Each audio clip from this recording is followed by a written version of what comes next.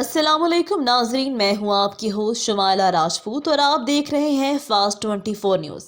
खबर शामिल करते हैं हमारे रिपोर्टर पंजाब पीर मोहम्मद फुकराज अब्बासी की रिपोर्ट के मुताबिक बताया जाता है कि अमाराती सदर ने वज़ीर आज़म मियां मोहम्मद शहबाज शरीफ से गुफ्तगू करते हुए कहा कि आप तैयारी करें, पाकिस्तान में बड़ी सरमायाकारी करेंगे।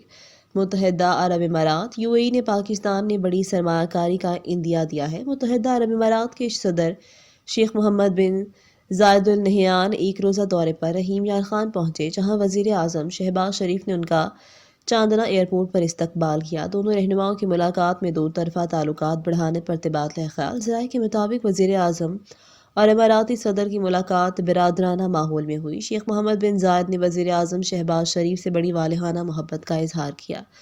वज़ीर आज़म का हाथ थामे अपने जहाज़ में ले गए।